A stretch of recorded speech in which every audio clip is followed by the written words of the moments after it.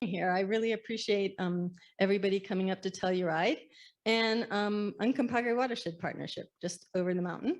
And of course, all of us are just over the mountain from each other. And we're in Uray County. And our mission is to protect and improve the natural, scenic, and economic resources of the upper Uncompaghre River. So basically, we work above the Ridgeway Reservoir. Sometimes we do a little bit of work down towards Montrose, but most of it above the reservoir, and even a little bit outside of Uray County when we need to, San Miguel County, Hinsdale, San Juan. Lake Como, as you may know, is our headwaters. Very cool place. Haven't been there yet, but the pictures look great. Our big project right now, or our reclamation related project, is the Governor Basin Restoration Project. And that's at the old Terrible and Virginius mine area up at the top of Governor Basin. And in the coming week, we're going to have a few people up there collecting native seeds so that will help for next year when we actually get on the ground and implement the project. Mainly it's consolidating tailings, rather than moving them from that way up high place to across those roads and down, and then covering them up and doing some vegetation, and also, of course, moving the drainage outside and around. And I am not the science person with our group. That is Ashley Bembenek, and she may be on the phone, I'm not sure. She is actually in Crested Butte, so not only is it difficult to get over here, although I know a lot of you came from far and had to drive far, but she's not here. One reason for that, as well as she has a beautiful baby boy that she is with today. And so she can tell you more about the Governor Basin Project, as well as OSM. Uray Silver Mines is a partner, a very important partner in that. And yeah, if you want to know about funding and other things about it, you can ask me or Brianna should know about it, Brianna Greer, or other people who are Uray Silver Mines employees. We also do cleanups, as you may know, and I am really proud of our River Watch program. We have a really active River Watch program.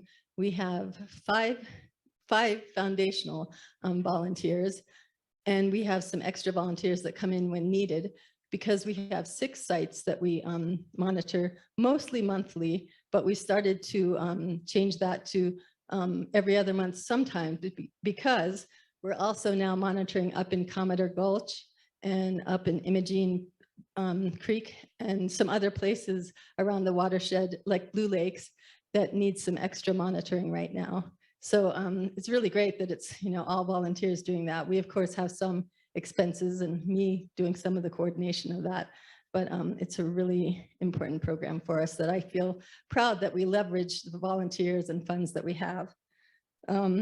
I was going to start with this, but so that I didn't have to go back to what I do there. But I was a music major in college, and I also was in choir and acting, and I also danced in front of the marching band at football games. So arts are really in my blood.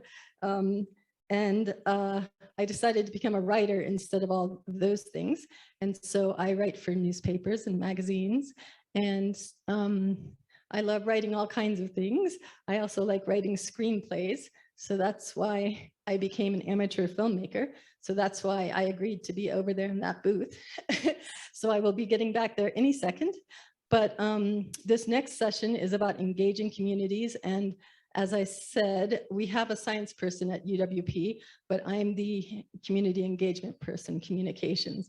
So it's a really important area for me. If it wasn't for, like I said, our volunteers, but also our stakeholders and all of their support and partnerships, there would be no way that we could do what we do.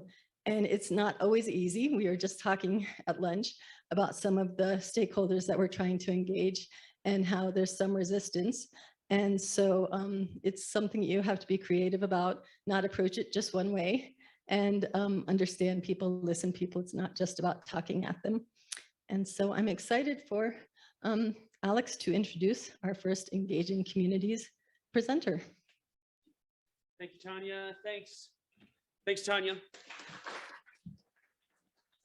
To start us off, we have a three-headed monster coming at you. We've got Ann here live in person, and then we also have 2 of her colleagues who are going to join us through video and then through Zoom for a Q&A. I'd love to introduce them for you first before she comes up. Dr. Ann MAEST is an aqueous geochemist and environmental consultant right here in Telluride, Colorado. Dr. Bob PRUCHA is a water resources engineer, hydrogeologist who focuses on characterization, conceptualization, numerical analysis, and contaminant transport in integrated hydrologic systems. And finally, Dr. Cameron WOBUS is a broadly trained earth scientist with expertise in geomorphology, surface and groundwater hydrology, and numerical modeling. So join me in welcoming Ann, Cameron, and Bob.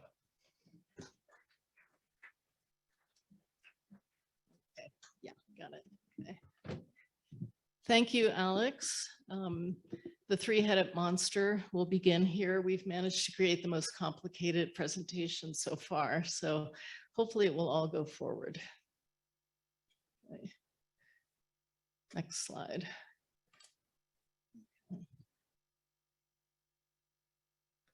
Okay, yeah, thanks. I'm going to talk about the Pebble Project. This is a large undeveloped copper gold deposit in southeastern Alaska. Bob is going to talk about integrated hydrologic modeling tool that he's very familiar with and give several examples. And Cam is going to talk about the Bristol Bay watershed modeling effort, which is a new effort. And then I'll wrap up and talk about local watersheds. Okay. The area where the Pebble Project is located in southeastern Alaska is really pretty remote and it's virtually undeveloped. It has the world's largest sockeye salmon fishery. This is a commercial fishery that produces about 50% of the world's sockeye salmon, as you can see down here. And it also has other important wildlife features. Okay. This area is also home to the largest, or one of the largest undeveloped copper gold deposits in the world. So it's been kind of a struggle between these two industries, fishing and mining.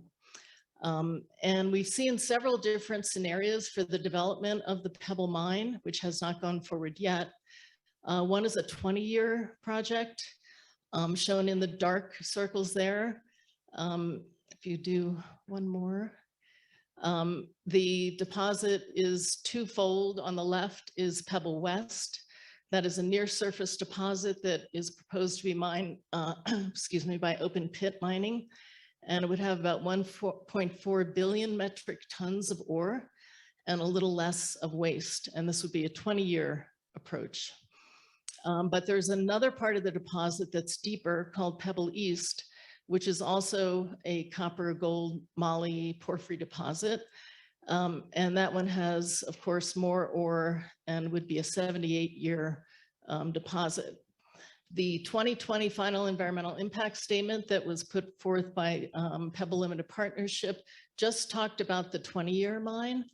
But just this past month, actually, Northern Dynasty put forth a preliminary economic assessment, a PEA, that talked about, next slide, or next click, that talked about the 20-year deposit, but also 3 expansion scenarios that would mine up to, I think, 8.6 billion metric tons of ore and last for about 101 years. So this is a very large deposit. Next. Okay. So I wanted to give just a kind of a timeline, an overview of how this whole thing has developed. It's been really complicated and gone back and forth a lot. The deposit itself was discovered about 35 years ago. Northern Dynasty Minerals, which is a junior mining company, formed in 2001. They have a wholly owned subsidiary called Pebble Limited Partnership, PLP, that formed in 2007. This is a very attractive deposit. Rio Tinto and Anglo American joined in 2007. But then starting in 2011, the 4 larger companies that joined in with PLP started slowly leaving the project.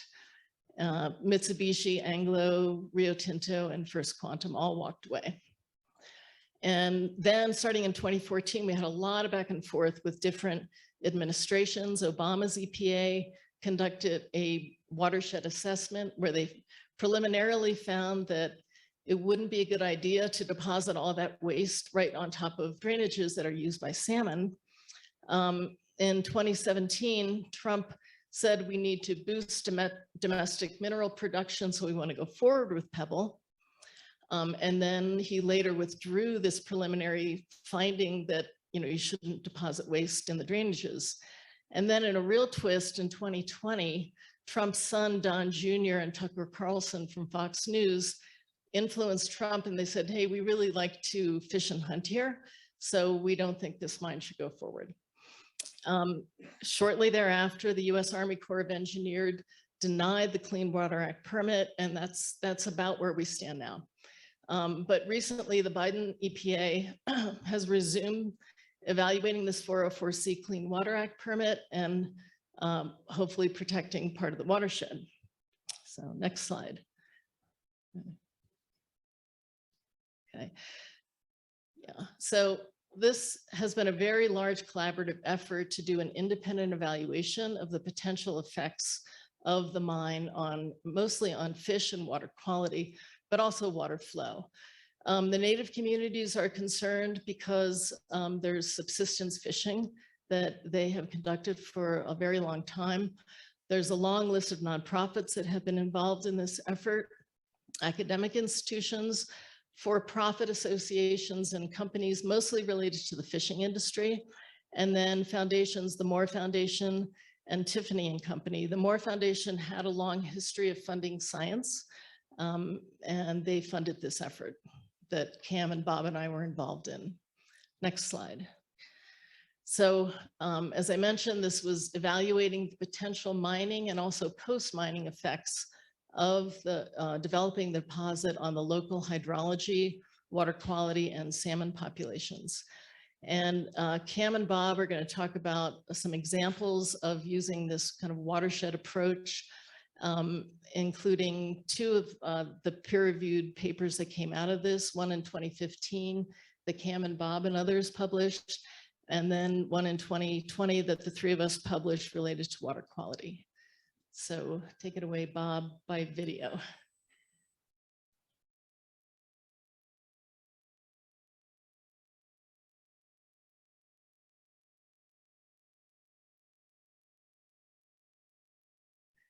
And this is tricky, so we appreciate your patience here.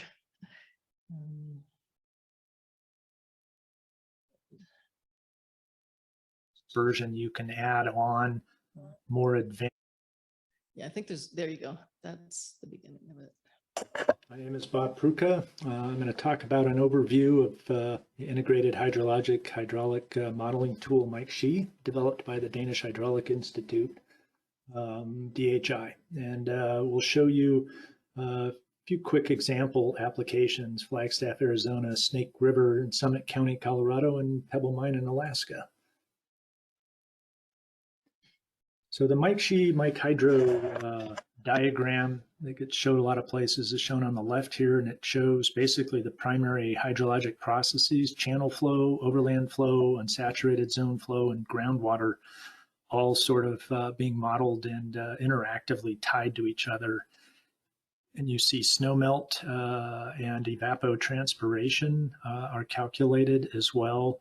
And on the entire system is driven by external meteorologic inputs like rain, air temperature, and reference ET.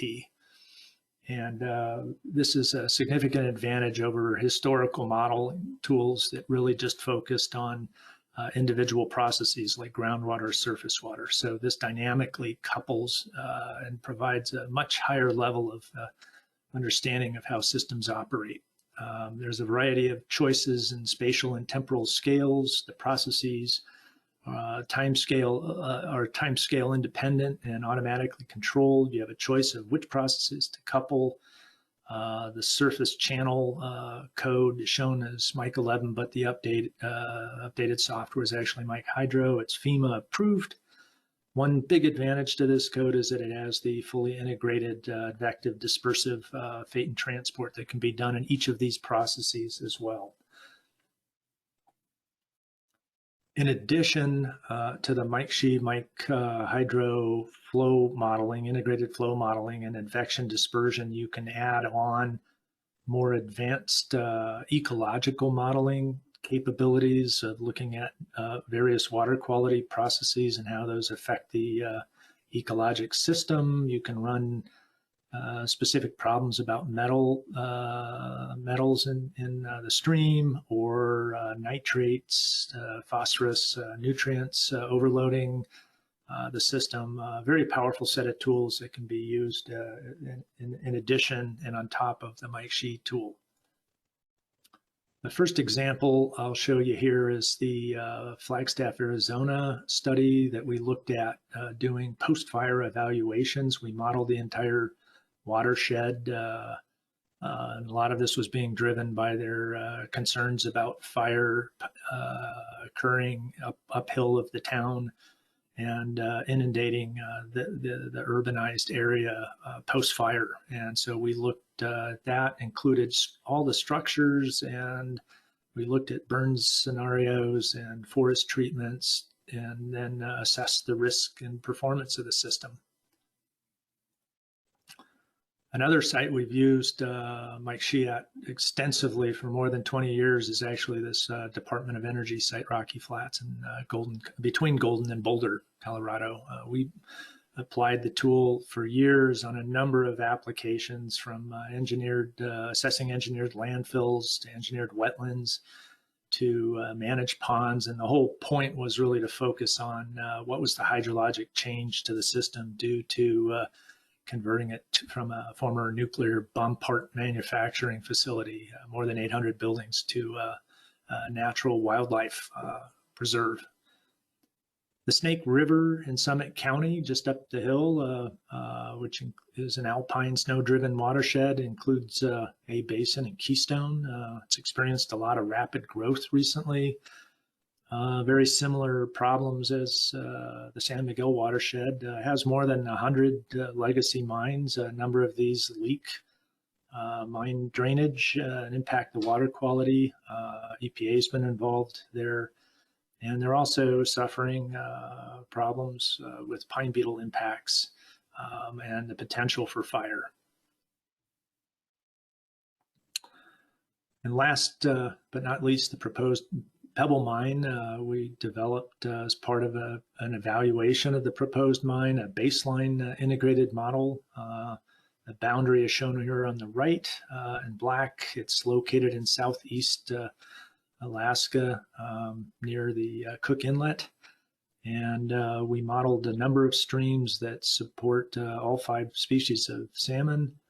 The framework inputs are typically topography, vegetation types, soil, the various geologic units, and all the mining features and operations were included, including the entire stream network. Meteorological inputs we put in were hourly distributed rain, temperature, and reference ET, and then we calibrated to stream flow, temperature, snowmelt, groundwater elevation data.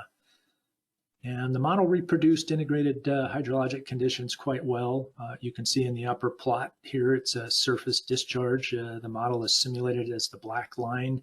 The observation data is in dots. And then the next plot down is groundwater levels. And the dots again are observed, simulated as black line.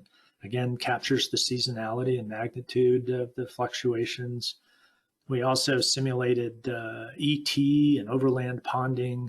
All of these things were quite important in our assessing the mine's impact on the not just the water flow conditions, stream temperatures, but the impacts on the salmon habitat.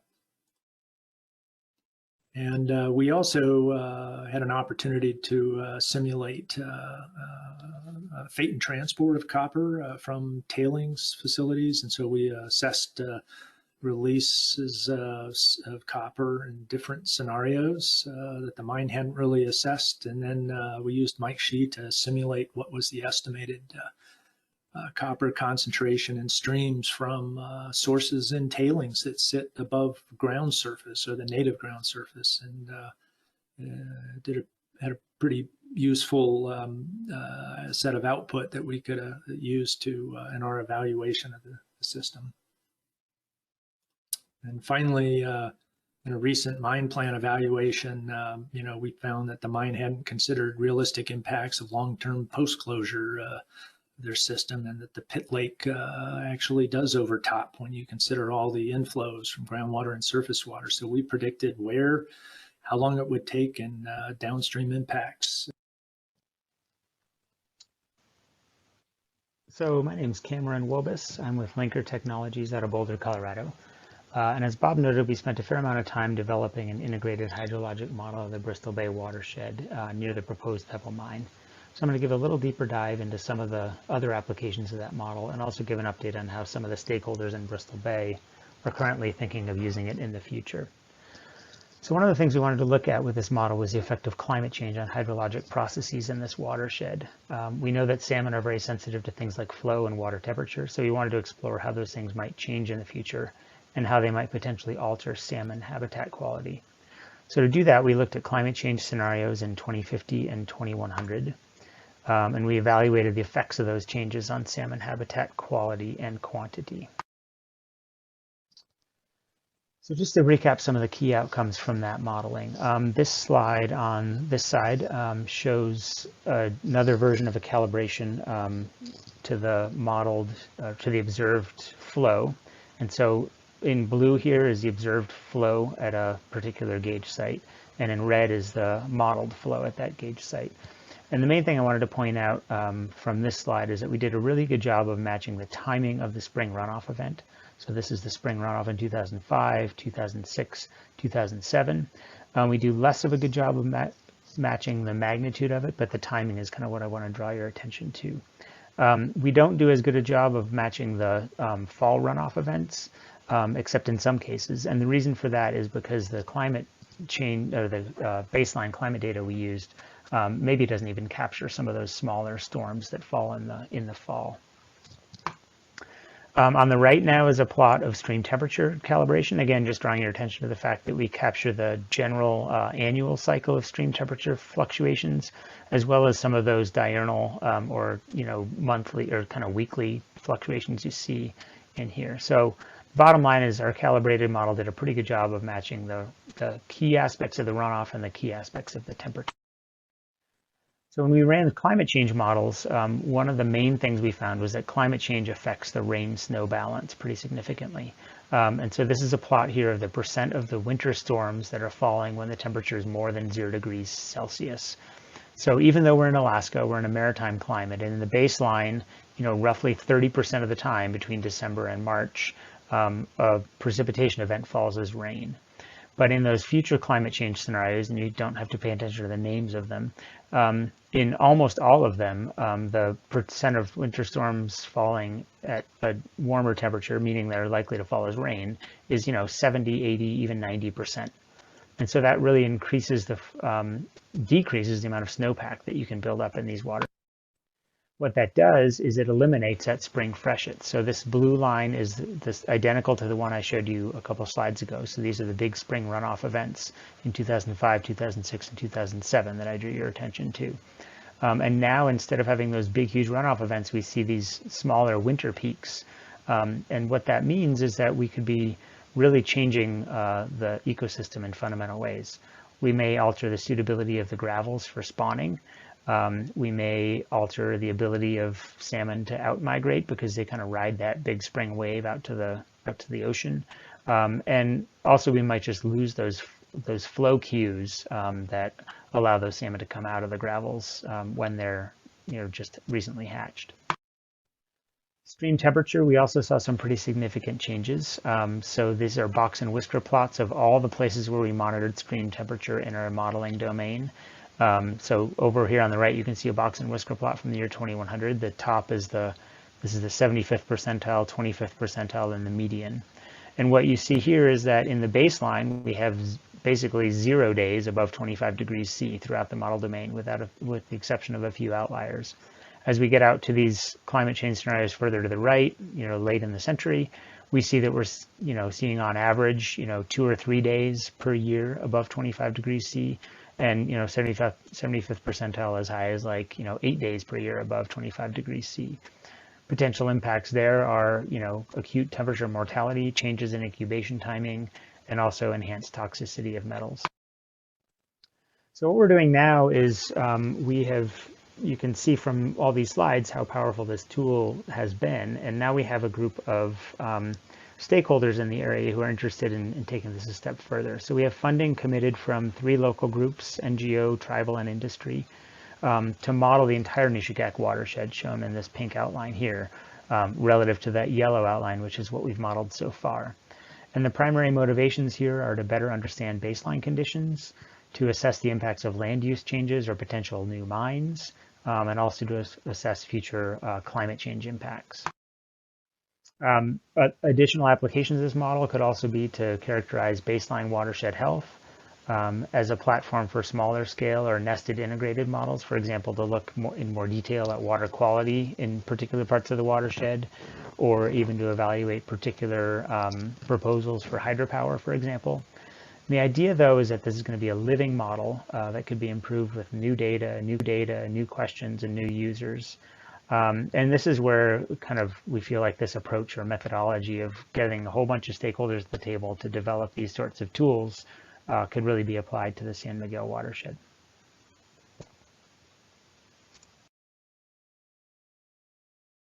Now we're going to just wrap up with a couple of slides here. Okay. Because we've mostly been talking about Alaska and other places in Colorado, and we'd like to kind of bring it home here and talk a bit about the San Miguel watershed and how it could be applied here. Yeah, keep going. There we go. Okay. So this is our artistic contribution right here. This is a USGS 19. If you're ever looking for a geologic map, you have to look at the USGS. So this was done in 1966. And at that time, there were still tailings ponds that were not remediated. They were not, revegetated at all. You also see that the San Miguel River just did a straight shot through this part of the drainage. And now it's being restored and to its lovely contours of the past. Okay, next slide. So I don't want to go into that too much right now because I'm sure we're up against the time limit. Next slide. So we have been in initial discussions with the Mountain Studies Institute, with Jake, and also with Adrian at the San Miguel Watershed Coalition about developing a watershed model for the San Miguel. The San Miguel goes from Telluride and Ophir and other kind of even higher locations to the Dolores confluence near the Utah border. And one of the great things about this tool that I hope you've gained from the previous slides is that it really addresses groundwater, surface water interactions, which are very important, including in the lower areas, but also in the upper part of the drainages and downstream all the way on the western end. So what we'd like to do is develop this with partners in the area here so that their concerns, what they're interested in is driving the development of the model. And some of the scenarios that we've talked about with Jake and Adrian that we think would be of interest, of course, are climate change, fires, changes in land use, agriculture, which is more of an interest in the western part of the watershed, hydropower. We already have some hydropower in the watershed, and some other issues. So we're in the early stages of thinking about developing in this, and we hope it can move forward and be driven by stakeholders. Next slide, which I think is the last one. So in summary, we've talked about the Pebble project and some other projects in other parts of Colorado to demonstrate this kind of how the development of these models can be driven by stakeholders' interests and taking a watershed approach. We started with a small part of the Pebble, Bristol Bay watershed, and are expanding now to do the whole Nishigaek. And really the power of this advanced tool, Mike Shee, to help understand groundwater, surface water interactions, and also to drive data, collection. We don't have enough data over here. You have to go out in the field and collect samples and see what's going on. And then to assess numerous scenarios that we've talked about, and especially to use as a water management and watershed management tool that can continuously be improved by stakeholders who are living locally. Okay, last slide. Thank you.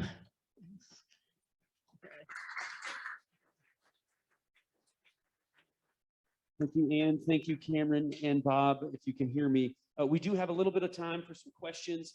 I know there was one online that I can ask in a minute, which was about if there's access to some of these reports that you have. Is that the case? Is this research out there? Oh, yes. Yes. Yeah. And on one of the slides, there are links to the 2 peer-reviewed papers, but we also have a lot of reports. If anybody's interested, just get in touch with me. Okay. Yeah. Does anyone have a question here in the room? Yes.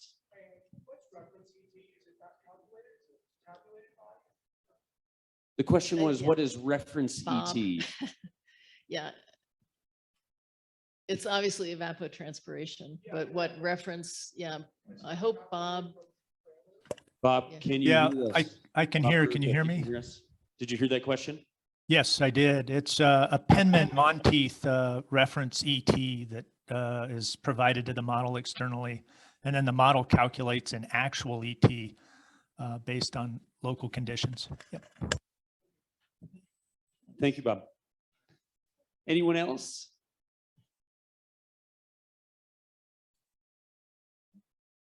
All right. Okay, I'll be around if anyone wants to discuss this further. We'd be happy to. Thank you again, Ann. Okay, thanks. Thank you, Bob. Thank you, Cameron. Next, we have Todd Jesse from Uri Silver Mines. He's the environmental specialist and a 4th generation Coloradan, which makes me happy because, well, I guess I'm just a 3rd generation, so he's got me beat. But please welcome Todd Jesse. Hi, everyone. Hope you're having a good afternoon. Thanks for taking the time to be here today. And I also want to thank our host for having me. It's a pleasure being here. Like he said, I am Todd Jesse. I'm the environmental specialist at Uri Silver Mines. Been in my position for about a year now. Been with the company for about 1.5 years. I would like to share a little bit of my background with you before I jump into the presentation, just because I kind of had a roundabout way of getting to where I'm at right now. As you mentioned, I'm a 4th generation Coloradan, descendant of miners and all that kind of stuff. Grew up in Denver, Boulder area. Went to school at Boulder, got a degree in geology. After I graduated, I joined the Peace Corps. Got sent to Peru for 3 years, where I worked with the Peruvian National Park Service. When I got home, I started working with the National Park Service here in the States. Worked for Grand Canyon and then Lassen Volcanic National Park up in Northern California. And decided to go back to grad school. Came here to Western up in Gunnison to try and advance my career in public land management. But I actually met a couple guys, Dave Ellabrook, who's here today, and Luke Danielson. And they kind of got me into mine reclamation. And I took a hard right away from public lands and started getting really into like mine reclamation and mining. And in 2019, I was actually presented at this conference when I was in Silverton with Luke Danielson. And that's where I met Brian Briggs and our company's geologist, Val. Got to go out on a tour and they kind of sunk their hooks into me and I wound up in the mining industry. So that's kind of how I got here. And today I'm going to be telling you a little bit about what we're doing up at the mine site. The talk's broken up into basically 2 parts. The first half is what we're doing up there, how we're mining, the products that we make and where our products go to. And then the second half of the talk is going to be about the environmental and social licensing that allows us to do that mining. That allows us to get buy-in from the community so that we could do that. So yeah, if you could hit the next slide. Oh yeah, this is just legal stuff. You skip that one. So mining, milling, and our products. This is a photo of the historic mine site, of the revenue mine site. This is a photo of a mill that burnt down in 1916. You could hit the next slide. Where we're at, we're about 6 miles southwest of Uri, up in the Canyon Creek watershed, right along Sneffels Creek there, on the way up the Yankee Boy Basin. And then the original mine, the 3-level, which is also on this map up here, that was up in Governor Basin. And I'm going to be talking a little bit about that in a minute. The first slide that was up, the very first one with the title of the guys dragging the building up the side of the mountain, that was at 3-level, the original mine site. So this is just a brief history of the project up there. The claim was originally staked in 1876 by a guy named Hub Reed and his brother. Project got taken over in 1880 by a guy named A.E. Reynolds, who's actually a well-known miner from that time period. He ran the mine for about 36 years. He had a very selective mining process that allowed him to weather silver dips. And the mine didn't actually shut down until 1916 when that mill burnt down. After that, it was kind of 100 years and nothing. Changed hands a couple times. People tried to get it up and going again, but nothing really happened until the early 2010s, like 2011, 2012. That's when the current effort got up and going to get this mine back into production. You can hit the next one. A couple companies have had it since 2011. Started off with Star Mining and then Fortune. Our company acquired the property in 2015, and then in 2018, we were bought out by a Canadian company called Arcana. And we actually just started going at full production. Most recently, we geared up in November of 2020 to get going towards full production, and that's where we're sitting at right now. We're developing stopes, and we're commissioning our mine, or our mill, sorry. That's just a book about A.E. Reynolds, the first mine manager. He had mines all over the place. Golden Links up in Gunnison County. They're trying to get that mine up and going again. So he had several mines in the area. This is a really great book out of him. If you get a chance, look for it on Amazon or eBay or whatever. This is our land package. So we're mining along the Virginius vein. Yeah. So we're mining along the Virginius vein, which is this red line right there. The dark blue boxes are our land package, patented claims that we own. Purple ones are unpatented claims, and then those green boxes up there that you see, those are actually Forest Service claims. Some of them are Idorado's claims that they deeded back to the Forest Service, and we're in the process right now of leasing those from the Forest Service. We went through a whole EA process, and we hope to have that lease finalized within the next month or so. This is kind of what we're doing underground. So this gray area there, that's the historical development in the mines. It's depleted right now. So the original mine was way up here at what we call 3-level. They came in and they sunk a shaft. They did that in 1880. And they did that for about 10 years, coming in the top here, going down, and then pulling rocks back up to take out. Didn't take them very long to figure out, like, hey, that's kind of hard to pull stuff up. It might be a lot easier to drop things down. So 1890 is when they came to where the revenue tunnel is, and started digging. Took them about 5 years to do. They hand steeled it. So, you know, two-man teams, one guy with a drill steel, the other guy with the hammer, hit, turn, pack the holes with powder, blow it up, muck it out. Went back about 1.5 miles to get to the vein from where they started digging into the mountain. But they were underneath it at that point. So they came in here at the bottom, and then they started dropping things down. We're not going to go into the old workings because that's pretty dangerous, and we're going to avoid it. And also it's depleted.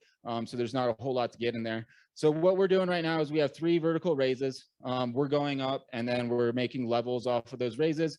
And then these are where we're developing our stopes and actually taking out the ore. The ore itself, the Virginius vein, it's only about 1.5 feet wide. So it's a really narrow vein structure. And we have about 16,000 feet of strike length along the vein. And it's about 2,000, 3,000 feet high. So you could just think of this large planar feature going right through the mountains, and we just go right under it and just take out the vein. So all the waste rock and everything stays in our stopes. We're only removing vein material, and we're able to do that because the vein is such high grade. We're arguably the world's richest silver mine in the world, or highest grade silver mine in the world. I've seen strikes on the vein at over 400 ounces per ton silver. Next. So once we get all of our silver out of the stopes, we send it into a milling process. We have an underground mill up at site. Basically, it's a pretty simple mill. We have a crushing circuit. So the ore gets pulverized into a powder, and then we put it through a flotation circuit where we're floating our sulfide minerals, scraping them off the top, concentrating them, and then that's the product that we make. We make two concentrates, a lead concentrate and a zinc concentrate. The lead concentrate has most of the valuables in it. It has most of our silver and most of our gold. We make about 70% of our money, our profit off of silver. And this whole process is underground. So we're just concentrating the vein, and then that gets shipped off to smelters around the world. There's not a smelter in the United States that can handle our product, so we'll go abroad, most likely Canada or Mexico.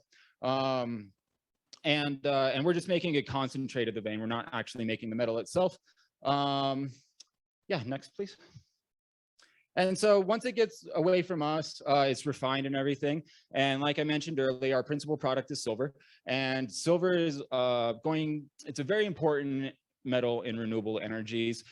This graph is from a report from the Netherlands from 2019 showing 6 critical metals for the renewable energy industry, and it's silver and 5 rare earths basically.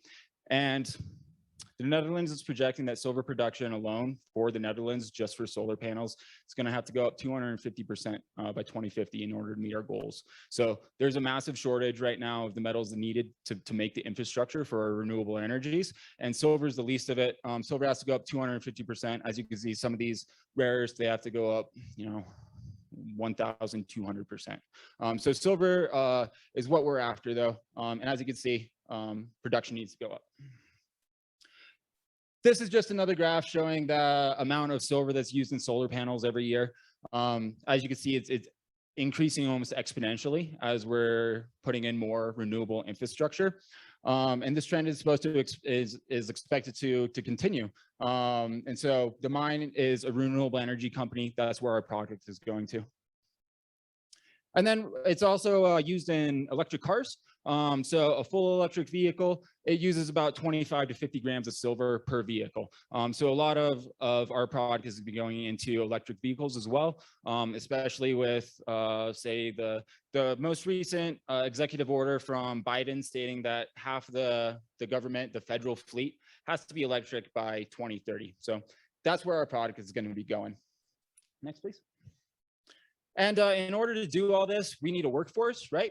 It takes a lot of labor to get these minerals out of the ground. And one of the sources of labor that we've actually found is transitioning the coal miners.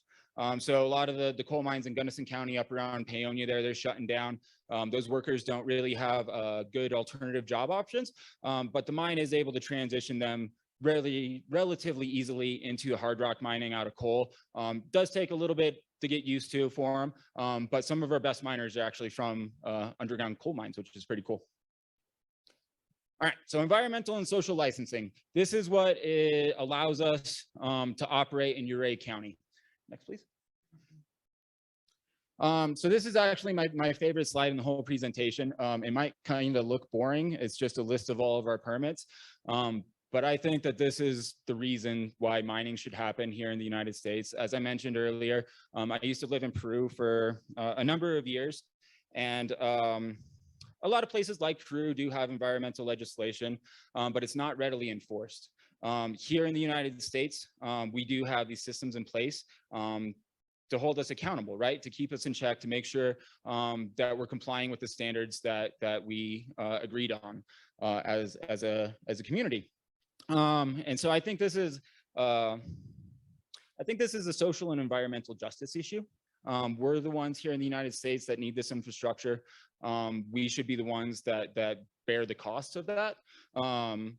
When I was in Peru, I saw a lot of different things. Most notably artisanal mining. Before I didn't know what artisanal mining was, and I thought, oh, that sounds wonderful. It's like artisanal bakeries and stuff. But no, just guys going around pouring mercury into creeks, not very safe either. I saw guys just pick up N95 masks, clap them together, see the dust come off of them, and then just put them on and go underground, go to work. So not a whole lot of environmental regulation or enforceable environmental regulation, or for that matter, safety regulations. So that's why I think it's really important that mining happens in the United States. We do have the mechanism to control it and enforce those laws. And then on top of that, we're the ones that are actually using the resources, so we should bear the burden of the costs. So a couple important permits on here that I would like to point out. This top one here is our industrial discharge permit. So that sets the standards for us to discharge the mine water into Sneffels Creek. Coming out of the portal, the mine water is actually pretty good. It's better than the drinking water in Urea as far as dissolved metals go. And it also doesn't produce acid mine drainage. The geology, the Virginius vein is such that there's not a whole lot of pyrite in it. Most of the rock around it, the host country rock, is propylitically altered and has neutralizing properties. And then there's also a lot of calcite in the vein. So in the past 100 years, they've been taking pH samples off of the drainage ditch. And I think there's been one sample that's come back in the last 100 years that's been less than 6.5. And we're pretty sure that that was some sort of sampling error. So pretty good water coming out of the portal to begin with, but we do have a passive water treatment system that I'll talk about here in a little bit. The other big one that I'd like to point out is this mining and reclamation permit. That's through the Division of Reclamation, Mining and Safety. They're the ones that we talk to get this base permit that allows us to go out and do the mining. And then they also collect a bond for us in case for some reason the mine goes under and we're unable to do the reclamation ourselves. They do hold a bond on us, so they'll cash that out and they would just go clean it up themselves if we weren't around anymore. Next, please. So these are just some of the modifications that we've made to our mining permit over the last 5-ish years or so. A couple of them are pretty important. So these TRs that you see, those are technical revisions. We work directly with our regulators to do that. We write them a proposal saying, hey, this is what we'd like to do. They send us back a series of comments and questions about their concerns, asking like, hey, what about this? How are you going to address this? That kind of process could go back and forth a couple times with various adequacy reviews to our proposal. And once they're satisfied, they go ahead and approve it. So some big ones that I'm going to talk about here in a little bit is this technical revision 9, which allows us to mix our tailings into our waste rock and sell it off. This technical revision 10 is our passive water treatment system, which is also pretty important. And then I'm also going to tell you guys a little bit about this amendment 2 down here on the bottom. Amendments are a little more robust than technical revisions, and they do go out to public comment. So I want to, you guys might see notices of that in the newspapers here in a couple months. And so I want to tell you a little bit about that too. So blending of tailings with our waste rock, we're looking for ways to reduce the amount of waste that we have. And we're really into the idea of a circular economy where waste from us could turn into a product for somebody else. So we are permitted to cut some of our tailings to waste rock that we make. And then we sell that off as road base. The county of Urea is the one that's coming up and taking most of our road base. And just a little plug here. If anybody needs any road base, you're more than welcome to come up into site and take as much as you want. We won't charge you for it. The only rule is you have to come get it yourself.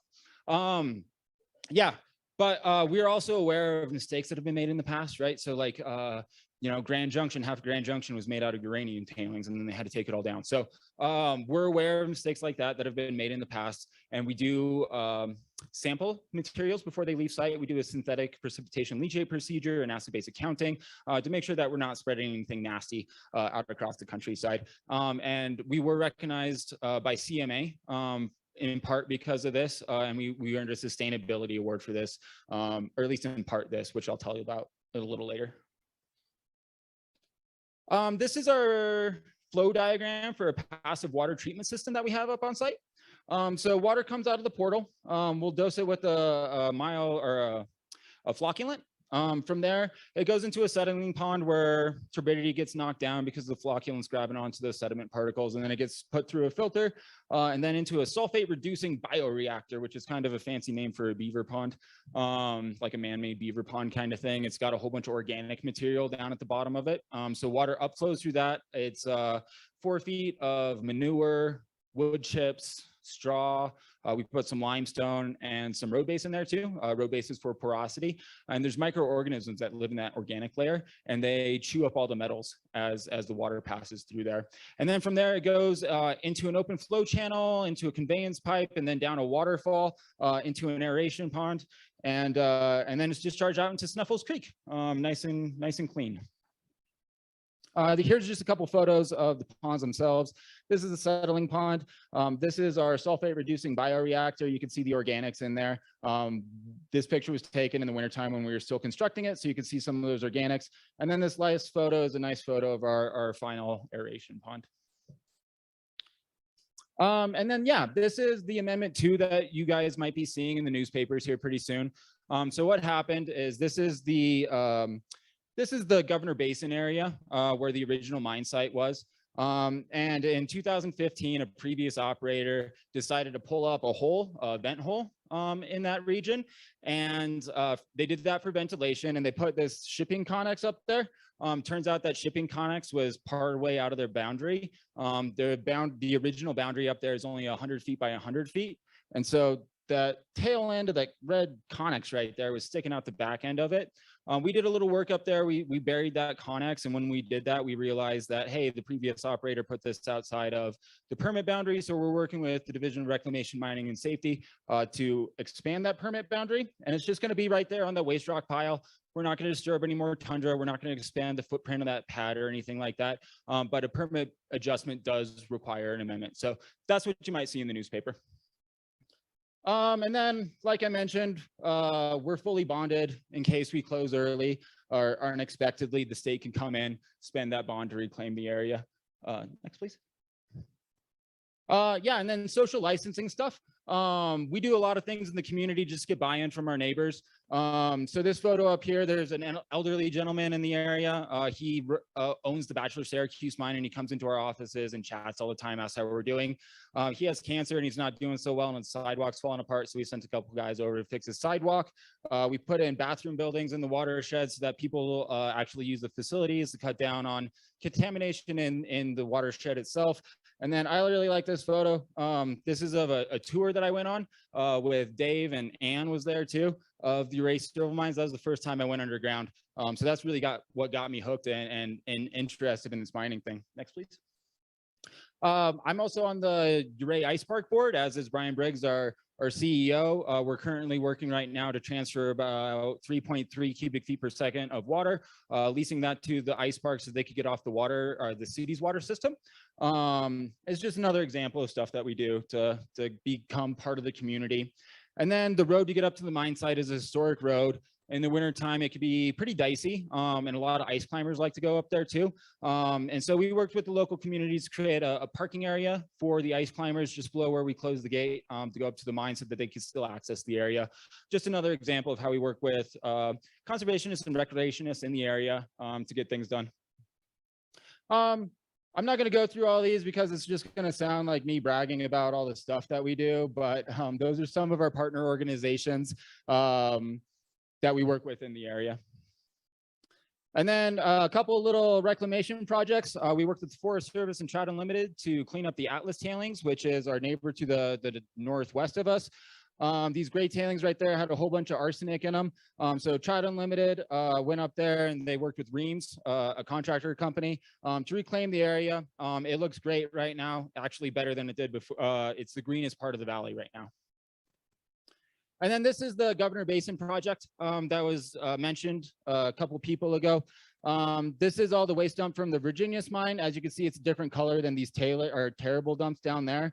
The Virginius has a lot of acid neutralizing properties. It's propolitically altered and all that. So all that they're going to do is they're going to take that pile right there and they're going to push it down on top of the other terrible dumps down there and just cap it and then divert the water off of it. And this is the little drill pad right there where our vent raise is. And so the amendment that we're doing is not going to affect this reclamation project at all. And then just a little mention about our award that we got most recently. We got it for water treatment, waste reuse, basically reselling our tailings. That's it. Anybody got any questions?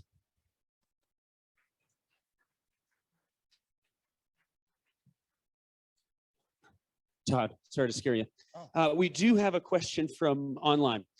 We have someone who's noticed a lot of plastic in the gravel base that you have, that you gave to Uray County for Camp Bird Road. There's a worry about microplastics. Are you doing anything to reduce the amount of microplastics in that gravel base? Yeah, so the plastics they're talking about is some of the blasting caps make it through in the waste dumps. So we do have screens that we try and get them out at. Sometimes the pieces are pretty small, so then we also just send the miners down the road and pick up trash. Yeah, so that's how we've been dealing with it. Thank you. Anyone in the room with a question? I did really good or really bad, apparently. Anyone? Well, let's give a round of applause for Todd. Thank you, Todd. Thank you so much. Thank you. Of course. All right. Next up, we have two speakers coming to join us, Melissa Chalona and Devin Hornvet. He's coming from upstairs. They'll join us in just a second.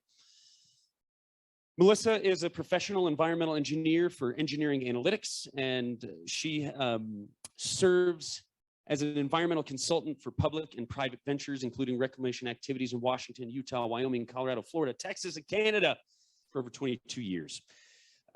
Devin Hornvet is the Director of Legacy Site Management at Newmont Corporation. He is also an advisor for the Colorado Orphaned and Abandoned Mine Land Advisory Board. Join me in welcoming both Melissa and Devin.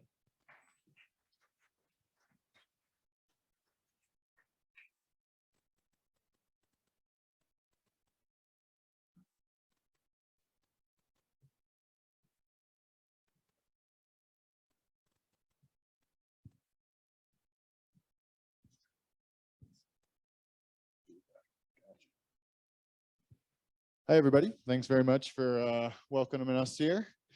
This is really going to be Melissa's show to run, I think, but I'll be around for moral support and questions. But basic idea being behind the protection and preservation of the Idorado houses on top of Red Mountain Pass, which I'm sure a lot of you folks are familiar with, and just what that process looked like, some of the problems that we kind of came across over the several years that this project ultimately came to fruition over, and the solutions and how we kind of worked through those. So hopefully maybe giving a little inspiration and a little guidance for other historical preservation projects that might be in the greater region. Hello, thank you guys for letting us present up here. We're just very thankful for both the San Juan Mining Conference and for everybody here in the room. Here, I'm going to adjust this just a little bit. I'm shorter than everybody else. I think that was up here. So I'm trying to see over this before I get started. Okay, good. Okay, so I have a question at first. Who's going on some of the tours tomorrow? Okay, so on some of these tours, the thing that I really like about it is that we get to see some of the historic buildings, the historic preservation that's been happening. And I just love like historic buildings. I just love to go inside of them, see their stories, you know, just like smell the air, feel the artifacts, everything that you've got when you're actually there present on site. If you go over in Ouray and you go from Ouray up the $1 Million Highway up to Silverton, if you've ever gone that way, you might have noticed kind of up on a cliff, there is 4 houses that sit up there. And they're kind of deteriorated. They definitely have had some neglect and stuff over time, but you might have wondered kind of like, what is the story with these houses? Well, those are the Idorado houses that we're talking about. They, lost my train of thought for a second. They were supposed to be demolished at one point in time, a few years ago. And so today what we're going to talk about, which is what the title of our presentation is how we were able to get public and private involvement to bring those houses back from the cliff. So let's talk just a little bit. I'm not a historian. There's a lot of historians probably here, but we're going to talk just a little bit about that area in general. So the San Juans were first open to prospecting in 1873. And at that point in time, then obviously there was a lot of development and mining in the area. And then it also brought in a lot of railroads to be able to deal with all the mining processes that we had. The Treasury Tunnel was located up in that San Juan mining area. It was done in 1896. The Treasury Tunnel is basically, it was made to connect all the underground mine workings of the area. The Treasury Tunnel, as you may know, actually connects all the way from this side of the Red Mountain all the way over to the Pandora Mill-Level Tunnel, which I find absolutely fascinating because that's a huge area to be going across. The Treasury Tunnel was ended up being part of the Eldorado mining company that was kind of, when Newmont came through and they consolidated a bunch of mines in that area, then Treasury Tunnel and Eldorado was part of that. And Newmont was doing that about 1939. And then as they were expanding, keeping going, all these different things, and after World War II, with their continued expansion, they decided they needed some housing for some of the miners up at the site. And just to give a little reference here, Good. the tunnels actually pops out right over here. And then this is a pretty solid representation of current US Highway 550 as you're going over the top of Red Mountain Pass. So in order to get the housing, Eldorado decided that they were going to purchase 10 houses from the Sunnyside mine that had gone bankrupt. The Sunnyside mine was located in Eureka. It was outside of Silverton. The 10 houses were brought over the Red Mountain Pass on track. This is actually, I believe, is house number 3, which is the bachelor house, which is still up there. They were brought over on a 1946 Dodge truck, and it was done in 1948. Chester Yates from Montrose brought them over. Doesn't that look like fun? Okay, so this picture, you can see Treasury Tunnel when it was partially, not the tunnel part, but some of the facility was under construction. Yeah. The houses are in the background. The houses that are up on this top, here, I got a pointer. This top right here, that's the overlook that's still there. And then the other houses that are to the left are some of the ones that are still remaining. The houses are, let's see, okay, so I said before there's 10 houses. They were used for an office, an infirmary, and minor housing. They were considered to be a prime example of high country minor housing. The rent for the people that lived there was about $20 per month, and that considered their electricity and their heat. About 20 families lived in those houses over the course of time that they were there. Okay, so now we're going to skip ahead about 40 years to around 2017. In 2017, the houses were in a pretty bad state of disrepair. Only 4 of the original 10 houses remained. The overlook had been developed, so all the houses on top of the overlook had been demolished. The Newmont Eldorado still owned the houses, but they were an attractive nuisance, which meant that people from the overlook were trying to go down there, get inside of them, and they really weren't being maintained. They also were a target for vandalism. The Eldorado has a reclamation plan as well, as was mentioned in the previous talk. And one of the obligations for that reclamation plan was that they had to demolish these houses. That was part of the reclamation plan. Go ahead. So between the different problems that we were having with the houses and the reclamation plan, it made a lot of sense just to go ahead and get these houses demolished. The other piece that we were dealing with is that this map actually shows all 10 of the houses, which is pretty cool. They're like lined up there. Sorry, my hand from this distance is very shaky. But so you can see the blue part is the claims, is the Eldorado claims, but there's 2 that are up. Yeah, help me out, Devin. There you go. And this had been given back to the county for the scenic overlook. Those 2, when they deposited them, turns out was not on the actual claims that we owned. Oops. Yeah, so we found out that they were on U.S. Forest Service property, and the U.S. Forest Service had started sending us kind little letters saying, hey, by the way, your house is on our property. They're trespassing. What is your plan to take care of these? So that was just another kind of, fuel for the fire for trying to get these houses demolished. So the plan was, in our mind, for Eldorado, we were going to go ahead and move forward with demolishing them. The thing was that there was some people out in the public that had a different idea. The Ouray County Historical Society had done some actual rehabilitation work to the houses in the early 2000s.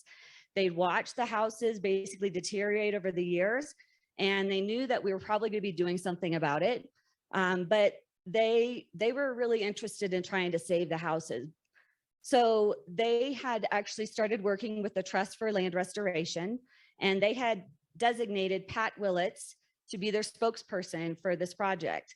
Now, Pat started reaching out by email to Larry Fisk, who had previously held Devon's current position. He probably was doing it by email. He had a lot of stuff on his plate. He probably wasn't very responsive at first because our plan was to demolish the houses. Go ahead to the next slide, please. So ironically though, in 2017, Pat and Larry sat down at the 2017 San Juan Mining Conference, and they had a conversation. And I think that's a really important point for this conference, because this is the time that we actually get together and we can have some of these conversations that maybe we don't really get to in other places. So during that point in time, then Larry was like, okay, you know what? We can see that there's some public interest in this. We're going to go ahead and try to take a look at trying to see what we can do to save these houses. That's actually when I got involved. I do a lot of demolition, which is interesting for Idorado, but for some reason then that tagged me as also being able to be, I guess, qualified for working on historic preservation, but that's okay. I love it. And I've got to move forward with that. So that's when I started. So these were the challenges that we were facing with dealing with trying to save these houses. And we're going to be, the rest of the presentation is going to be kind of talking about each of these and what we did to resolve it. Okay, so first of all, one of the things is we had concerns with environmental hazards. If Idorado was going to, actually, I'm going to go through these kind of just like briefly, and then we'll go through each part in particular on the slide. So we had concerns for environmental hazards. We had the reclamation plan that had said that we were going to obviously be doing demolition. Sorry, I'm trying to use this, but then it's such an angle, it's kind of weird. Oh yeah, 2 houses were on the U.S. Forest Service property. Oh yeah, the houses need to be demolished because they were trespassing. They were an attractive nuisance, which Idorado is worried about liability. Oh, ongoing maintenance, because if we're going to be, you know, the houses had not been maintained for a long time, so that was difficult. Funding, and then, oh yeah, house number 3. That's the thing, if you drive up there and you look at it, house number 3 literally looked like it was going to fall off the cliff. So all of us were very worried about it actually falling onto Highway 550. Okay, so environmental issues. The first thing was like, if you're going to be giving somebody a house or going to be having people on the property, you need to make sure that there's not going to be some environmental hazards people are going to be worried about, or even just going to be a liability, or people are going to get hurt. And so the first thing we needed to do was to try to take a look at what we were dealing with. We knew that that area had not been mined. It had no tailings or anything with it. And so what we were able to do with the help for the Trust for Land Restoration, they were able to get a grant from CDPHE that funded doing an environmental assessment of the houses. The assessment determined that there was asbestos and lead-based paint associated with the houses. But with that knowledge, then we were able to make a plan moving forward on how we would do remediation. So the second was the Forest Service property. I have to say this was honestly one of our biggest challenges that we had. The Forest Service, when we first started talking to them, you know, they were pretty set on us kind of like getting rid of the houses. And then it took us about 3 years of conversations of going back to them again and again and again with different ideas on what we could do. And so one of the things which they of course thought was the easiest was just to get rid of it. The other thing then was going to be to try to move the houses off of Forest Service property. We had space on Idorado property that we can move it to, or we could try to move it down to Ironton, but a cost evaluation of that, it was too cost prohibitive to be able to do that. Nobody had the money for it. And then they also suggested that we maybe purchase U.S. Forest Service land. I don't know if you guys have ever done stuff with U.S. government, but that is not a speedy process. And so we could have tried to do it, and it was once again going to be a costly, but it was also going to take just like a really long time. So what we ended up actually doing is finally talking them into considering what's called a special use permit that allows the houses to remain on the site and basically just like stay in place. We have to, you can do a permit for like 5 years, 10 years, 20 years. They'll give you different lengths of time, but they at least became agreeable to that. So that was the path forward that we did. It still is a pretty comprehensive permit process, but it worked better with everything that we were trying to accomplish. Okay, so Idarota's obligations, we had the, this angle is just like terrible for me, sorry.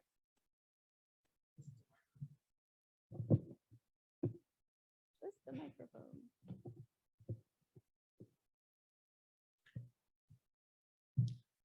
Well, so Idarota's obligations were, I should just know this, so I shouldn't have to look back at this, but it's a crutch. You try to do those things.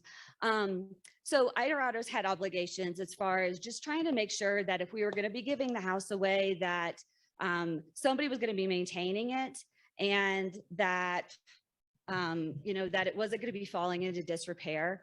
And so one of the things that we needed to understand is like, okay, if we're going to be pushing this house off to somebody else, or these houses off to somebody else, then is somebody going to be trying to like come back and, just at least trying to do some kind of cursory maintenance on it so that it wasn't going to be falling apart. Sorry, that's probably not as loud anymore.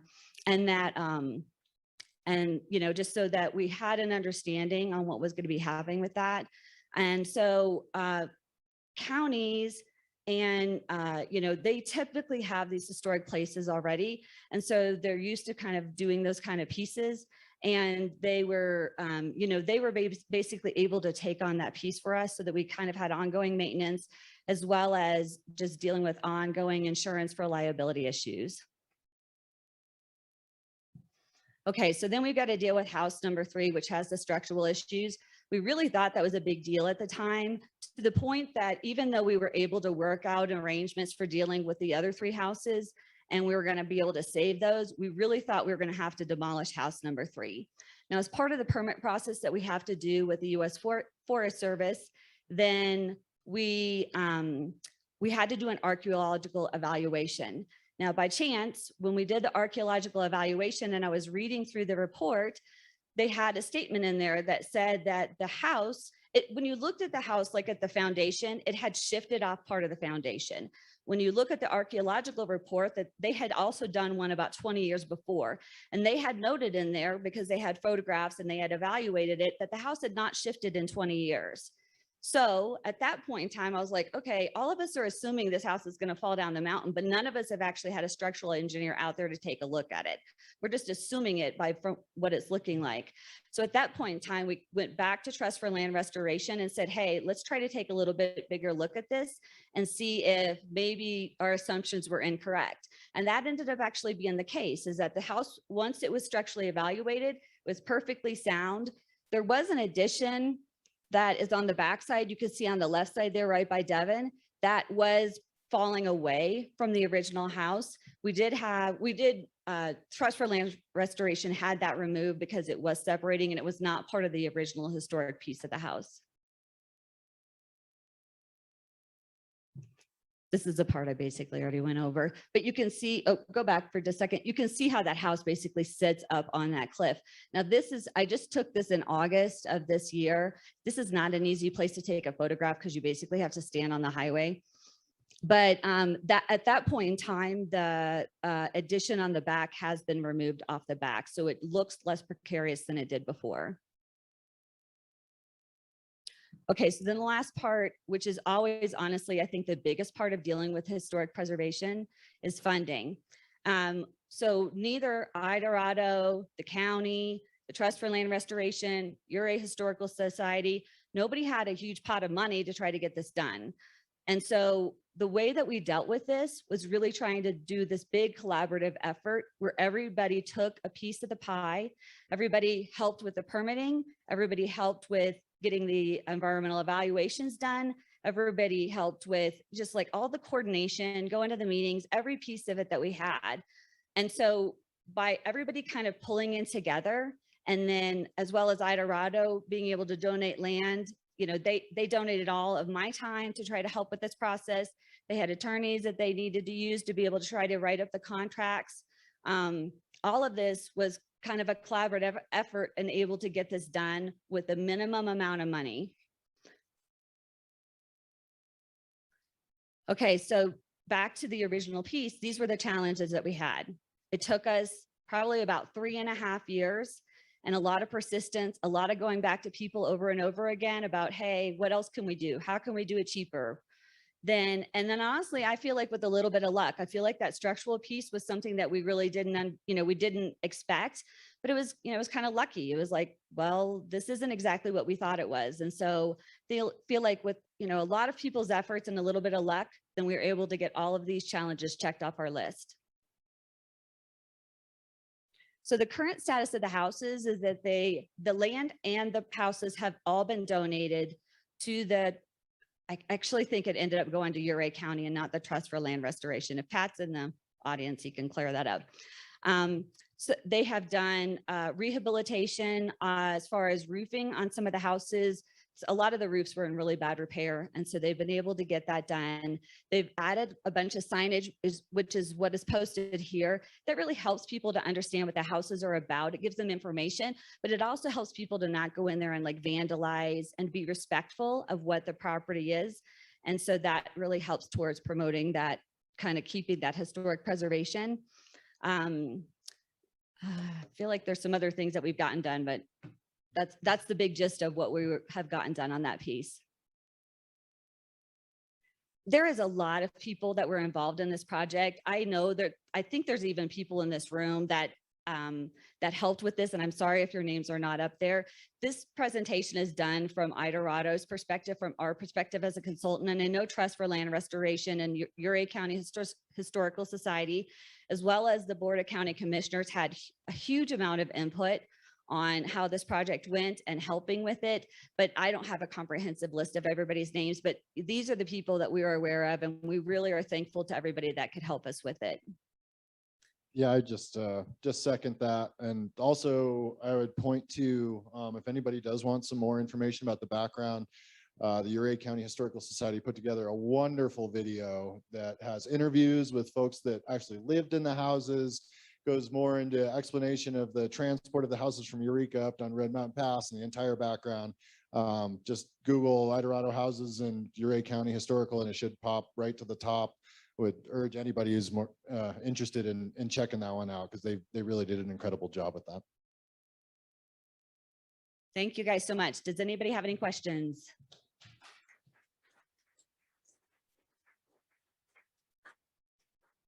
Sorry to scare you.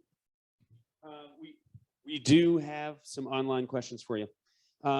First, what was the value of saving all of the houses as opposed to one or two? How was that established? Well, I think anytime, when you lose it, it's gone forever, right? I mean, there's no getting these historic places back. And so I feel like everybody felt like as much as we could do, since we'd already lost 6 of them, then, we just were trying to save as much as we can. Another one here. Is there a plan for future funding, for maintenance into the future? Was that part of the funding plan, or is that what's the status? That's probably a better question for Uray County and the Trust for Land Restoration. I don't think that there's not going to be a huge amount of funding that's going to be needed to basically maintain them after they kind of do some of this.